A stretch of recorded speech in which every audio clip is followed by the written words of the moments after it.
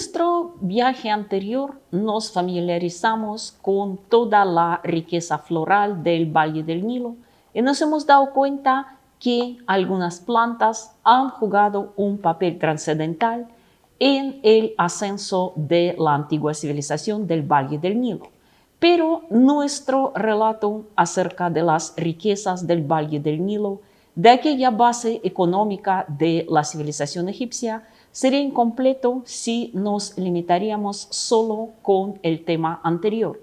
Hoy vamos a hablar sobre la riqueza animal, aunque ya nos hemos dado cuenta que la civilización egipcia, aunque agrícola por su carácter económico, al igual que la mayoría de las civilizaciones del Antiguo Oriente, también hacía un gran énfasis en el desarrollo de la ganadería, y la riqueza animal del Valle del Nilo también había jugado un papel muy importante en el rápido avance de aquella civilización. Comenzamos nuestra historia, por supuesto, con el ganado bovino, porque en Egipto, al igual que en tantas otras culturas antiguas, la vaca, el toro, los bóvidos en general, habían sido animales sagrados.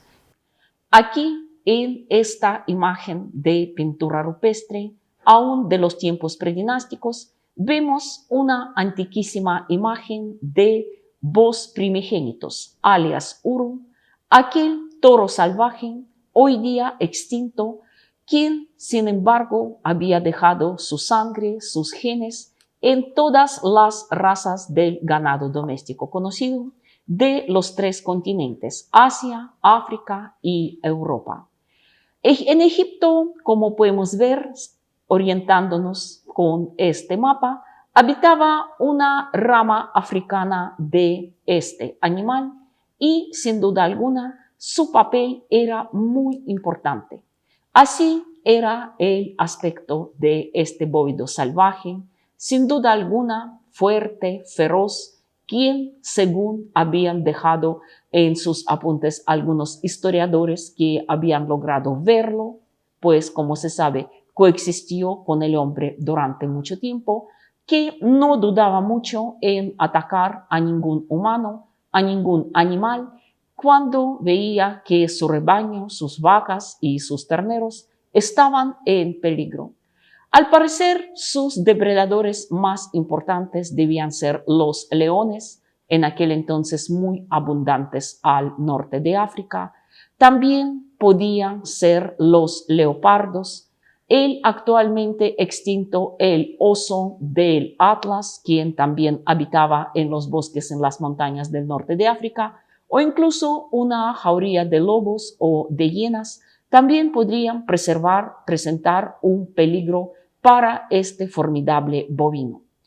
Y tal vez precisamente la búsqueda de la protección ha impulsado a estos formidables animales buscar refugio al lado de los humanos, porque los humanos, aunque también cazaban a los grandes vacunos, les presentaba cierta protección contra el resto de los depredadores. Cuando el Sahara comienza a secar, cuando la vida se concentra en unos pocos focos donde había agua potable, el hombre y el gran bovino también llegan al Valle del Nilo para instalarse ahí. La importancia de la domesticación de los bovinos está reflejada en el arte egipcio aún de la época predinástica. Aquí precisamente podemos ver en ese pequeño grupo escultórico del periodo predinástico un pequeño rebaño de aquellos bovinos, tal vez los primeros bovinos domesticados por el hombre en el Valle del Nilo, quien, si nos fijamos en sus cuernos, veremos aún conservan rasgos de sus antepasados, los uros, el bos primigénitos. Aquí, gracias a los hallazgos de modelos de establos, podemos ver cómo los egipcios cuidaban a sus rebaños, un establo bastante parecido al establo moderno, y el papel del ganado vacuno en la vida del egipcio era sin duda alguna muy importante. Era más que todo animal de arado, animal que ayudaba al hombre con la trilla, la siembra y tantos otros trabajos. También, como los impuestos en Egipto se pagaban principalmente en forma natural, el ganado vacuno también formaba parte de aquellos impuestos llevados por el campesino al tesoro del Estado. Y no es de extrañar que con el paso del tiempo el toro se convierte en Egipto en un objeto de adoración. Se preservaron muchas pinturas y estatuas en los cuales los egipcios aparecen rindiendo culto, haciendo ofrendas a un toro negro con manchas blancas, características que se consideraban como rasgos divinos de Apis, aquel toro celestial que portaba el disco solar entre su cornamenta y se consideraba el animal sagrado. Hasta los mismos faraones se postraban ante el toro sagrado y siempre cuando se celebraba una fiesta en honor a Apis, la procesión estaba encabezado por la pareja real. Al toro le hacían ofrendas, para él tocaban, bailaban, al igual que para una auténtica divinidad.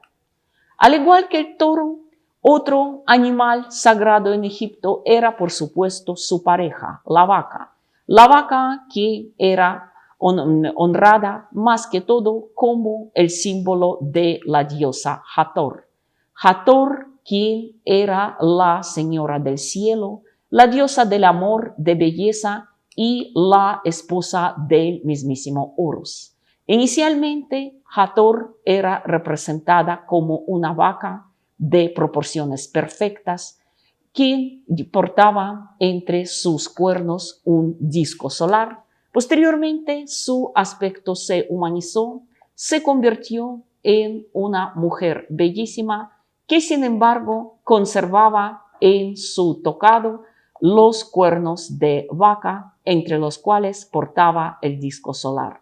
Hathor, una de las divinidades más adoradas en Egipto faraónico, también la protectora del faraón, de la familia real.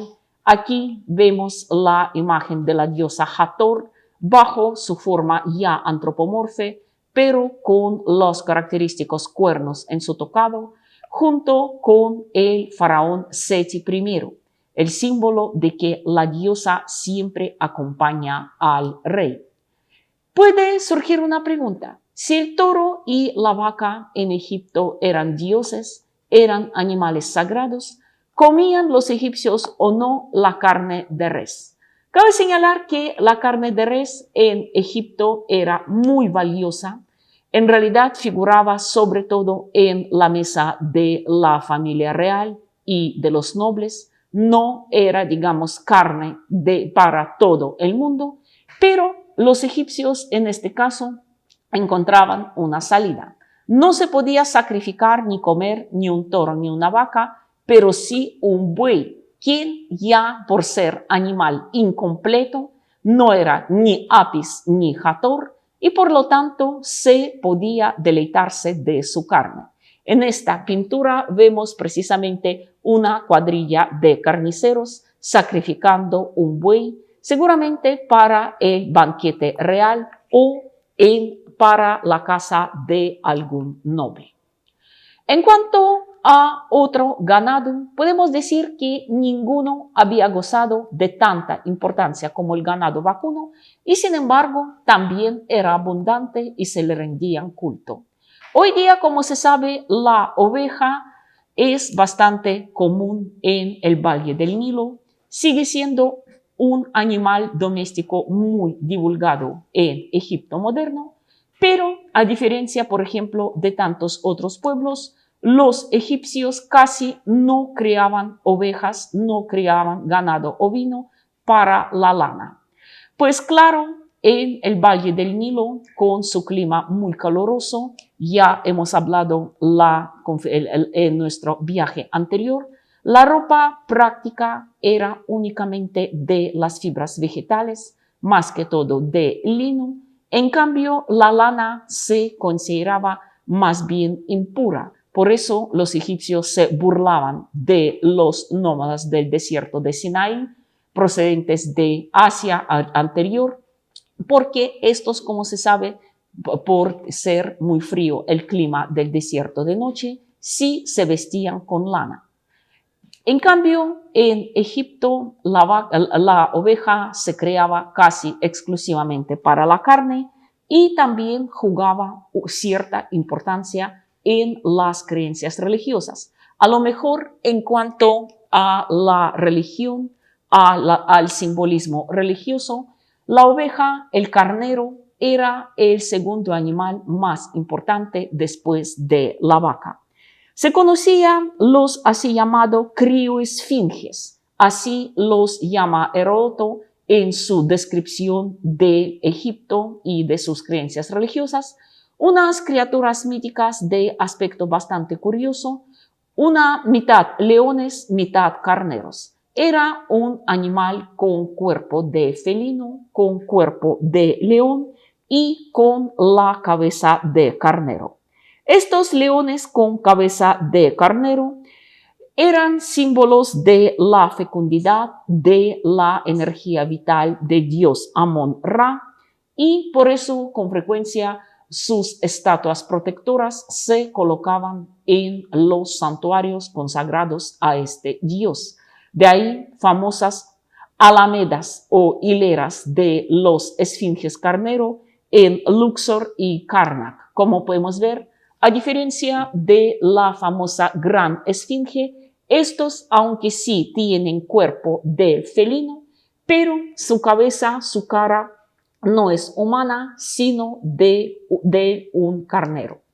Y también carnero era el símbolo de un dios muy importante en la mitología egipcia, dios Khnum, a quien tradicionalmente lo pintaban como el hombre con cabeza y cuernos de carnero. Él era considerado el que moldea, así se traduce su nombre.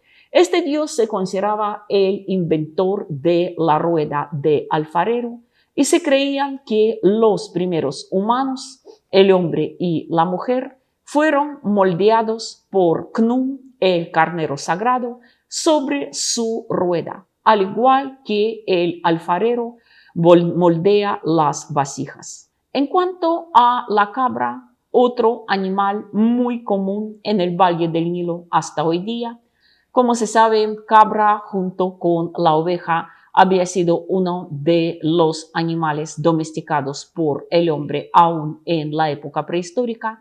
Precisamente por eso, al parecer, la cabra doméstica se conoce en Egipto aún desde la época predinástica, pero aunque sí encontramos imágenes de cabras en las pinturas, en los murales egipcios, no son tan frecuentes como los de ganado vacuno, de ganado bovino, y pues no se conoce mucha participación de cabras en los cultos en la mitología. Al parecer, la cabra en Egipto sería como un poco al borde de sus creencias. Otro animal muy importante, aunque también bastante controvertido, era el asno. Como se sabe, el asno salvaje de Nubia, otrora muy común en el Valle del Nilo y al norte de África en general, hoy prácticamente extinto, se convirtió en el antepasado de la mayoría de las razas de los asnos domésticos. El asno también con frecuencia aparece en las pinturas, en los murales egipcios, y después del buey, tal vez era el animal más importante en la vida del campesino egipcio. El asno ayudaba a transportar las cargas. El asno movía las norias, aquellas ruedas de agua tan importante para regar los campos y las huertas en los lugares donde el agua del Nilo no alcanzaba de forma natural. Y también antes del Imperio Nuevo, porque lo veremos más tarde, el asno era prácticamente el único medio de transporte terrestre en egipcio. Los carruajes eran tirados por los asnos y los viajeros también partían a lomo, se desplazaban a lomo de un asno. Tan importante eran los asnos que a veces los colocaban incluso en las tumbas, en las sepulturas de sus dueños. Aquí precisamente podemos ver esta pareja de asnos que durante miles y miles de años había acompañado a su propietario hasta el más allá. Seguramente los familiares del difunto consideraron que en el más allá su vida sería incompleta sin sus dos asnos fieles. Más tarde, el asno penetra del Valle del Nilo a Próximo Oriente. Aquí precisamente podemos ver una pintura egipcia que representa a una familia de los nómadas de la península de Sinaí, posiblemente incluso a los israelitas, quienes, como podemos ver, también se desplazan acompañados por un asno. Egipto regaló el asno a todas las demás culturas del Próximo y Medio Oriente. ¿Y por qué yo digo que el asno era un animal controvertido en la mitología egipcia? Porque, como se sabe, por un lado, el asno es un animal sumamente útil, muy importante en la vida cotidiana, pero por otro lado, un animal terco y bastante difícil de manejar. Terco como un asno. Esta expresión lo conocemos todos. Y también en Egipto el asno era uno de los símbolos, uno de los animales de Set. Set, aquel dios malvado, señor del desierto, que como se sabe, había matado a su hermano Osiris, había perseguido a su cuñada Isis, a su hijo Horus, en fin, un dios nada bueno para los egipcios. Y en ocasiones es representado con la cabeza y las orejas de asno. En cambio, el caballo llegó a Egipto relativamente tarde, solo en la época que se conoce como Segundo Periodo Intermedio, cuando el Imperio Medio, segunda etapa del esplendor egipcio, se acaba bruscamente con la invasión de los Hicsos, un pueblo nómada procedente de los desiertos de las estepas de Asia Occidental. Se conoce que los Hicsos lograron conquistar Egipto con relativa facilidad porque poseían el caballo. El caballo, un animal otrora desconocido en el Valle del Nilo. Casi 200 años duró el dominio de los Hicsos sobre Egipto, hasta que los egipcios se dieron cuenta que los caballos no eran ningunos monstruos, ningunas criaturas infernales, sino los animales que se podía domar y utilizar con mucha eficiencia. Con el paso del tiempo, los egipcios incluso superaron a sus enemigos y sus maestros involuntarios, a los Hicsos, creando el famoso carro de guerra egipcio, ligero, veloz y muy eficiente. Gracias a este carro, los egipcios lograron derrotar a los enemigos y a expulsar a los Hicsos de Egipto. Posteriormente, el caballo se vuelve en Egipto un ayudante imprescindible de los soldados, de los faraones en sus conquistas. Por ejemplo, la famosa batalla de Kadesh entre los egipcios y los hititas había pasado a la historia como la batalla de carros de guerra más grande entre todos. Pero hay en todo esto algo curioso. Cuando los egipcios ya aprendieron a dominar al caballo, a engancharlo al carro y a usarlo en la guerra. Sin embargo, nunca habían aprendido a montarlo. Sí, los jinetes y la caballería eran en Egipto prácticamente desconocidos.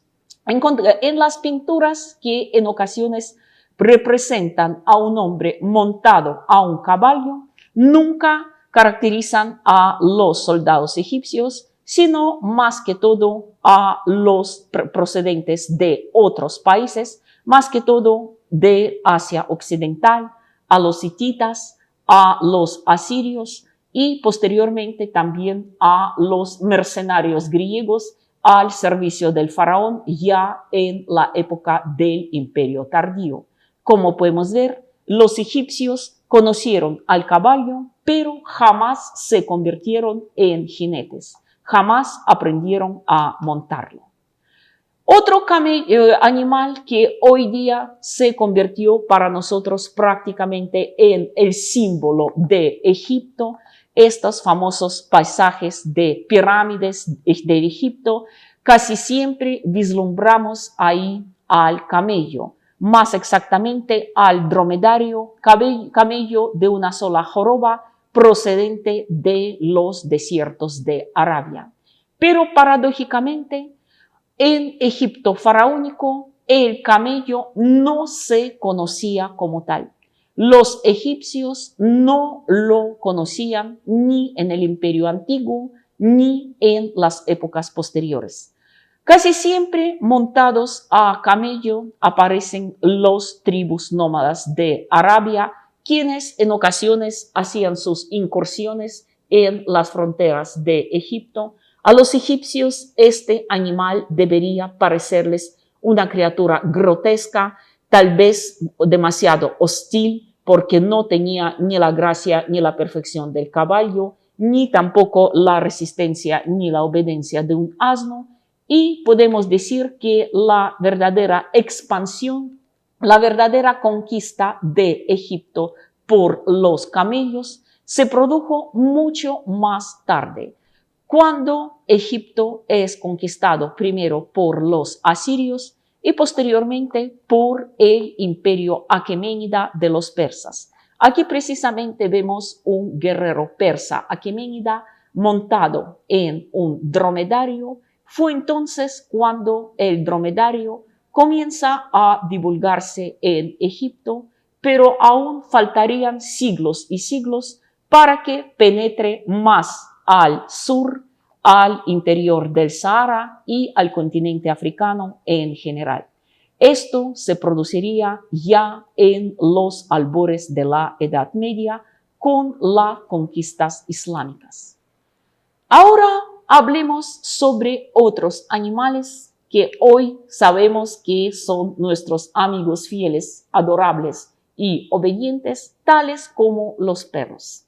Al juzgar por las obras de arte como esta pequeña escultura de fayenza de la época predinástica que representa un cachorro, el perro también fue domesticado en Egipto desde los tiempos prehistóricos.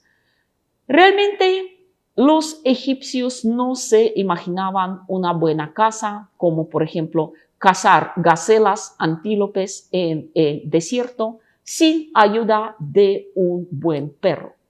Los perros que aparecen en las pinturas egipcias tienen unas características muy similares con algunas razas modernas, más que todo con los lebreles, con los perros de carrera, porque al parecer los egipcios no valoraban en sus perros tanto la fuerza, tanto su ferocidad, sino más bien su capacidad de correr, su resistencia. El perro era en Egipto más bien un animal de caza, aunque al parecer también se utilizaba para pastorear los rebaños, para protegerlos de los depredadores. Tan importante era el perro que los egipcios, incluso cuando se les moría una mascota, la momificaban. Las momias de los perros egipcios no son tan conocidos como las de los gatos, sin duda alguna, pero sí, hasta hoy día hay por lo menos 4 razas de perros llamados por los quinólogos Basenji, Saluku, pastor egipcio y un perro muy curioso llamado simplemente el perro de los faraones. Se está demostrado que estas 4 razas de perros son realmente procedentes del antiguo Egipto, un legado de tantos otros que nos dejaron los egipcios era regalarnos estos magníficos caninos. Y también en la religión egipcia, Anubis, el dios que acompañaba a los muertos en el más allá, con frecuencia era representado o como un hombre con la cabeza de perro o simplemente como un perro negro. Anubis cumplía unas funciones muy importantes en el tribunal póstumo de Osiris cuando se definía el destino del alma, si sería devorado por el terrible monstruo de Amit, que así se castigaban en Egipto las almas pecadoras, o podría entrar en los campos de Yarro, donde gozaría por toda la eternidad de una vida fácil y placentera. En este caso, Anubis, como podemos ver, está cumpliendo 2 funciones muy importantes. Por un lado, él, como un buen perro guardián, acompaña al alma del difunto en la sala del tribunal y por el otro, también es el encargado de pesar en la balanza de Maat el corazón del difunto. Si éste pesa más que la pluma de Maat, entonces el alma será castigado. Si no, entonces pasará airoso a la tierra del más allá, a los campos de Yarro, que en cierto modo era como el análogo egipcio de los campos elíseos del paraíso. Pero, de todos modos, ningún perro era tan venerado en Egipto como el gato. El gato realmente era tal vez la mascota más querida por los egipcios. ¿A qué se debía aquella importancia del gato? Primero, porque como se sabe, el gato, aunque vive al lado del hombre, al parecer desde los tiempos del Neolítico, pues desde que el hombre comenzó a cosechar su grano y almacenarlo en los graneros, estos llamaron un gran interés de ratas, ratones, de otros roedores y de no ser por el gato, el campesino jamás podría conservar sus cosechas. Pero el gato era conocido en Egipto no solo como el ayudante del campesino en su lucha por las cosechas. La raza más antigua del gato, el así llamado Mao egipcio, los egipcios llamaban a los gatos simplemente Mao debido al sonido que producía, también eran fieles ayudantes a los cazadores. Aquí precisamente podemos ver a un egipcio noble durante sus pasatiempos, cazando en compañía de su esposa e hija desde una pequeña lancha de papiro en las marismas del Nilo, va abatiendo aves con una especie de boomerang. Ellos caen en el aire, pero el gato, sentado junto al pie de sus amos, los atrapa al vuelo y no permite que estos caigan al agua y que las presas se pierdan. El gato, en este caso, como podemos ver, podía ayudarle al hombre tan bien como el perro. Por eso no es de extrañar que el gato en Egipto era valorado como un auténtico dios y Bastet, la diosa con la cabeza de gata, más que todo representada como una hermosa gata negra con los ojos dorados, era considerada una de las divinidades más importantes del panteón egipcio, diosa defensora de las cosechas, del hogar y también de las nuevas madres y de los niños. No en vano a los gatos les encanta jugar con los niños. Así que nadie podía perturbar la paz de Bastet y sus santuarios se encontraban casi en todo Egipto. También Los egipcios creían que Ra, el dios del sol, quien tiene múltiples apariencias, cuando se enfrenta todas las noches a la terrible serpiente de Apophis, la que amenaza con devorar, con tragar por siempre el disco solar, Ra la vence, le corta la cabeza bajo la forma de un gato del desierto. Así que el gato todas las noches salvaban el mundo. Por eso, en Egipto no había un hogar, sea en una simple cabaña campesina, la mansión de un noble o incluso el palacio real, donde no hubiera gatos. Los gatos estaban en todas partes, tan queridos, tan protegidos, tan fieles guardianes y defensoras del hogar. El gato en Egipto con frecuencia aparece también como el personaje de numerosas caricaturas, una especie de grafitis de la época. Aquí, por ejemplo, vemos una imagen muy curiosa de un gato que está pastoreando patos. Y aquí un gato aparece como un sirviente frente a un ratón que está sentado como el faraón en su trono. No sabemos qué carácter satírico tenía esta pintura, pero de lo que se trata de una sátira, de una caricatura, no cabe duda. Y también, ¿cómo podemos olvidar aquella gran hazaña de los gatos que estos hicieron preservando los numerosos textos escritos egipcios? Porque como se sabe, los rollos, los papiros nunca estaban a salvo de las ratas, de los ratones, y por eso en todas las bibliotecas de Egipto, tanto en las bibliotecas privadas como en las de palacios, de los templos, más tarde también en la famosísima biblioteca de Alejandría, siempre habían gatos asignados a cuidar de los rollos, de atrapar a los ratones, para que estos no destruyeran toda la sabiduría milenaria del país del Nilo. Y por eso no es de extrañar que al morir un gato, toda la familia lo lloraban como a un ser humano, se celebraba el luto con todas las normas, con todo su rigor, y los gatos eran embalsamados, momificados y se preservaron hasta nuestros días. Aquí, por ejemplo, vemos algo curioso, la reconstrucción de un gato egipcio común a base de una momia. Así se veía este gatico en vida y así, bajo la forma de una momia, llegó hasta nuestros días. Sin embargo, a pesar de aquel gran amor que profesaban los egipcios hacia los gatos, esto les salió como un tiro por la culata, hablando con el lenguaje moderno. Los gatos, sin querer, se convirtieron en una de las causas de la caída de Egipto.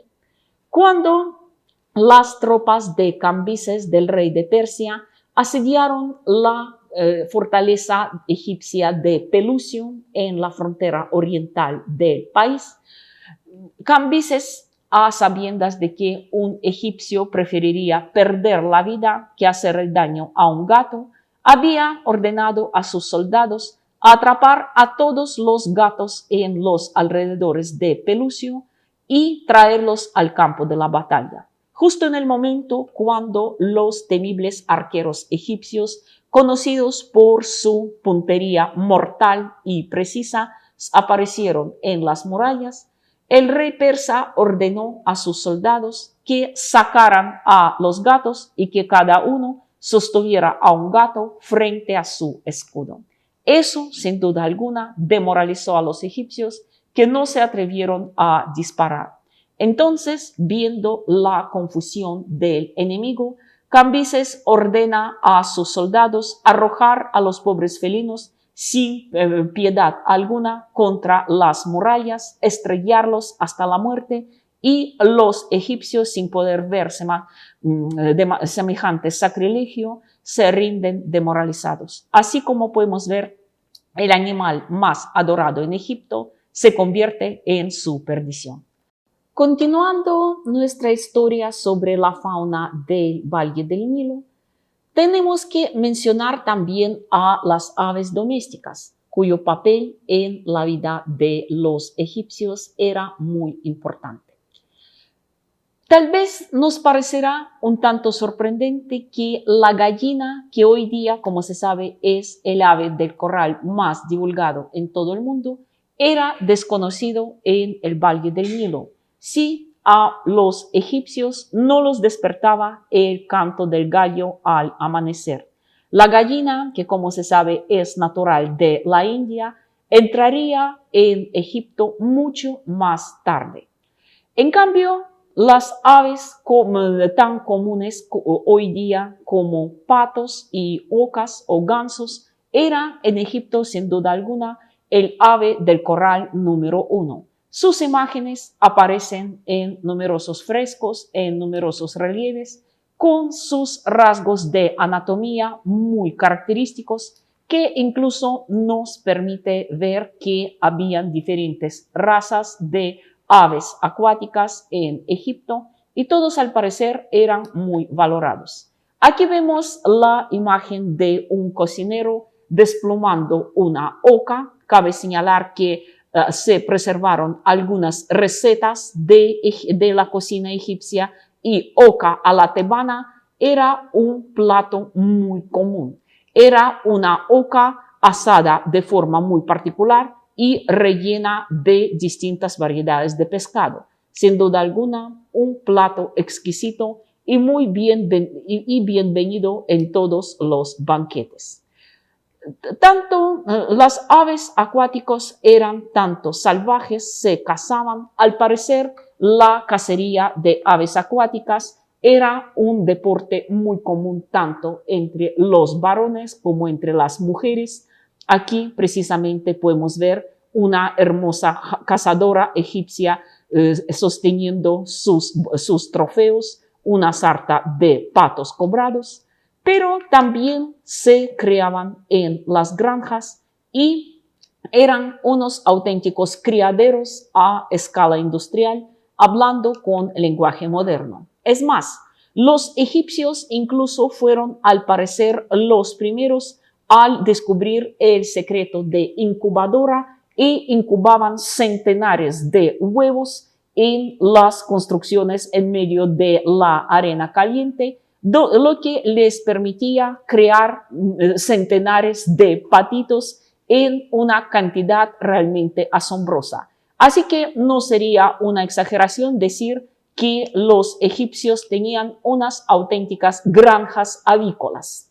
Pero no solo aves que hoy día vemos en nuestros corrales. Los egipcios habían logrado domesticar algunos aves y animales que para nosotros siguen siendo animales salvajes y sin embargo para los egipcios eran tan comunes como patos, ocas o perros y gatos para nosotros. Por ejemplo, las grullas. La grulla, que hoy para nosotros es ave exclusivamente salvaje, en Egipto se criaba junto con gansos y patos en los corrales. Hay numerosas imágenes que representan a los jóvenes, a los muchachos, pastando las grullas como si fueran ocas o gansos. También un animal que nosotros consideramos salvaje y incluso en ocasiones hostil hacia el hombre, como los monos cinocéfalos o los babuinos.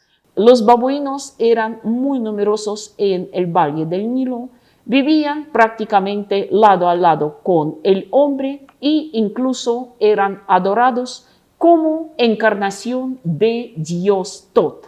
Dios Tot, quien como se sabe era Dios patrón de los escribas, el que enseñó al hombre a leer y a escribir, aunque se conoce más que todo como un hombre con la cabeza de íbice, tal vez porque el pico de esta ave era parecido al instrumento de escriba, a un cálamo, pero sin embargo también hay muchas imágenes en las que Tot aparece bajo la forma de babuino sagrado, enseñando a los escribas humanos el secreto de los jeroglíficos el misterio de la escritura. Por lo tanto, los babuinos vivían en gran cantidad en los jardines de los templos, pero en este caso también decían que a veces tocaba restringirlos, encerrarlos, para que no devastaran los campos ni hicieran daño a los campesinos. Otro animal que nosotros admiramos por su belleza, por su gracia, por su agilidad, pero no lo domesticamos, es la gacela.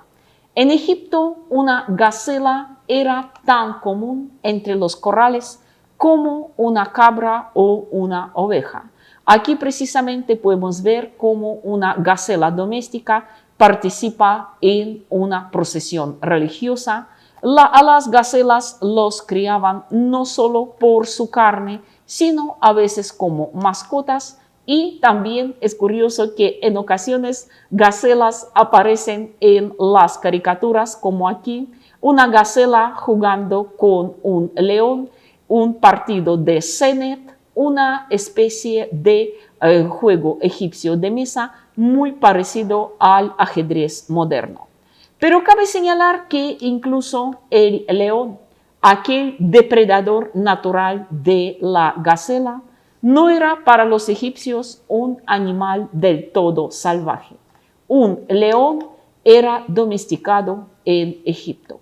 Claro que era, al parecer, aquella raza de león procedente del norte de África, león del Atlas, como lo llaman, que hoy día está extinto. No hay hoy día en África leones al norte del Sahara, pero en los tiempos de Egipto faraónico, al parecer era un animal bastante común.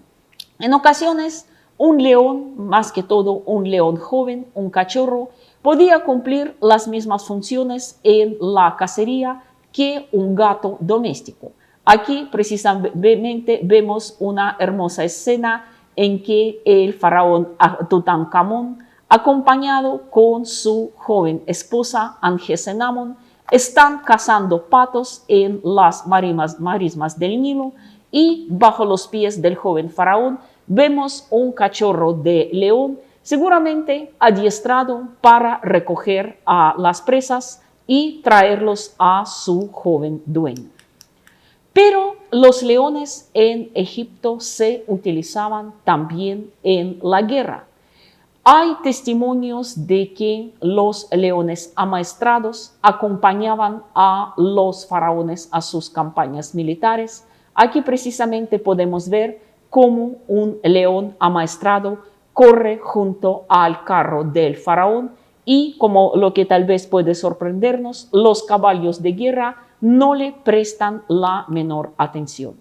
Hay testimonios de que los leones participaron en algunas batallas, como por ejemplo en la batalla de Megiddo, considerada como la más antigua entre todas las batallas registradas en la historia, o en la famosa batalla de Kadesh, que había en el ejército del faraón Ramsés II el Grande, todo un destacamento de leones adiestrados.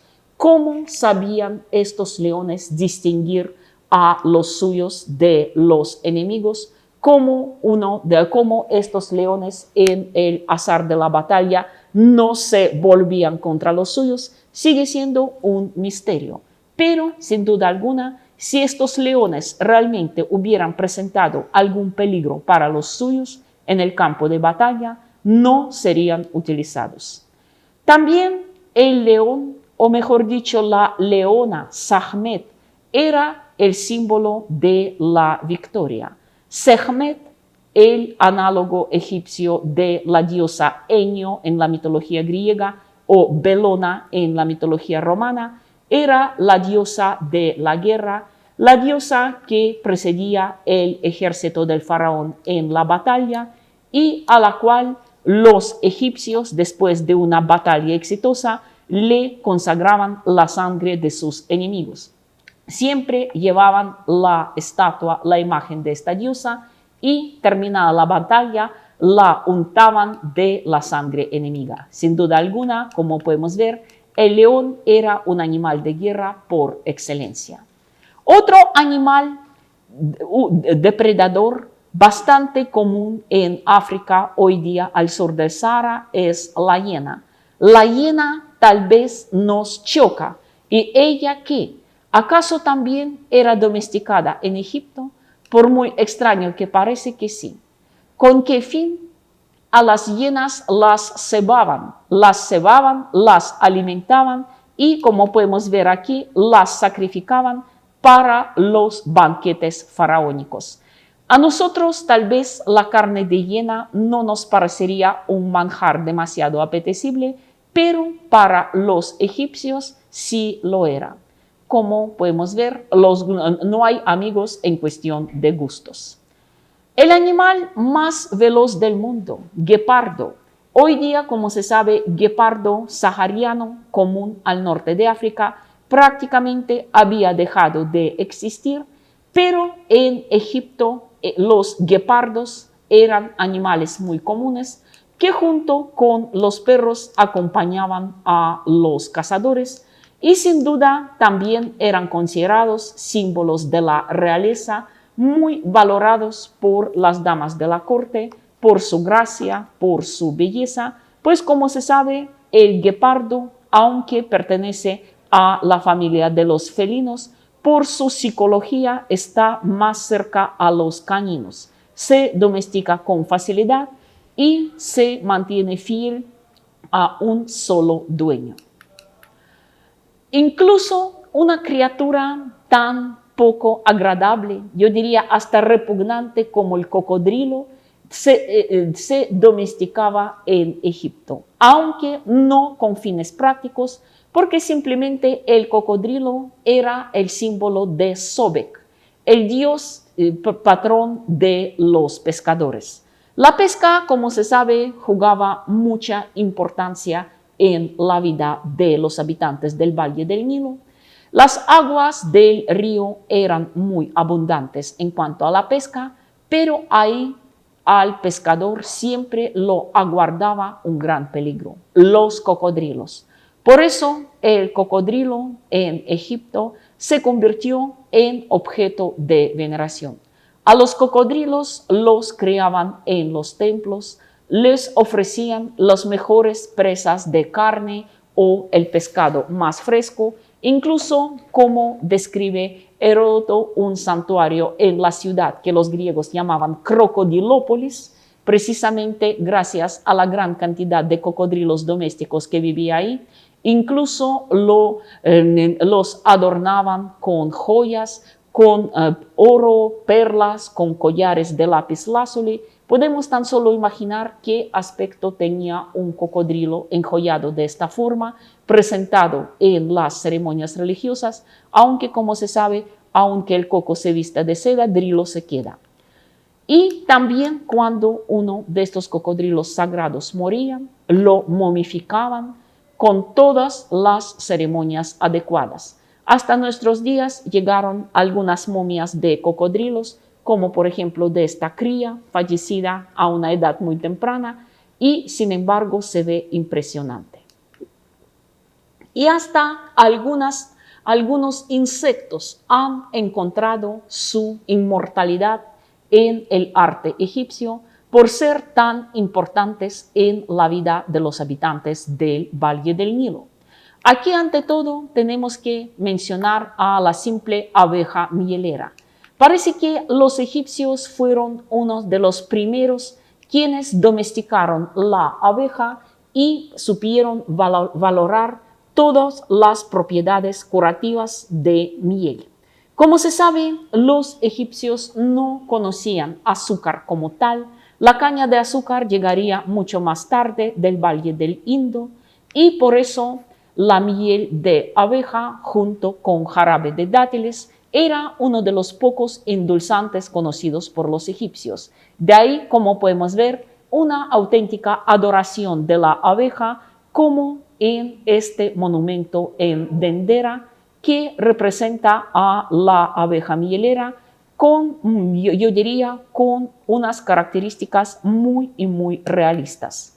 Y también los egipcios fueron uno de los primeros en diseñar y construir colmenas. Aquí precisamente podemos ver cómo funcionaba una colmena egipcia de una manera que no se diferencia mucho del trabajo en las colmenas actuales. Los egipcios, como podemos ver, eran grandes fabricantes de miel. Con la abeja todo está claro, pero al fin y al cabo es un animal muy práctico y nadie va a negar las propiedades importantes de la miel. Pero otro insecto quien fue adorado en Egipto y a nosotros nos puede parecer un poco extraño, incluso grotesco, incluso ridículo este culto, era el así llamado escarabajo estercolero, Jepri, como lo llamaban los egipcios. Jepri era un dios muy importante, pues se creía que un escarabajo, cuando va moviendo su bola de estiércol, siempre sigue la ruta del sol. Por eso, aplastar un escarabajo sagrado, un jepri, se consideraba un sacrilegio. En cambio, si por ejemplo uno encontraba en la arena el rastro dejado por este animal, se consideraba que pisar este rastro es buena suerte. Dios Jepri estará contigo. Por eso, como se sabe, hasta hoy día de una gran popularidad gozan los famosos amuletos egipcios en forma de Jepri o escarabajo sagrado. Una criatura como tal vez no demasiado simpático, pero sí bastante pacífica. Todos estos escarabajos carnívoros que aparecen en La Momia y en algunas otras películas pseudohistóricas sobre Egipto no es más que la imaginación del cineasta. Así que desde el toro Apis hasta el escarabajo Jepri, todos los animales grandes y pequeños, feos y bonitos, útiles y no tanto, eran muy importantes para la cosmogonía del antiguo habitante del Valle del Nilo.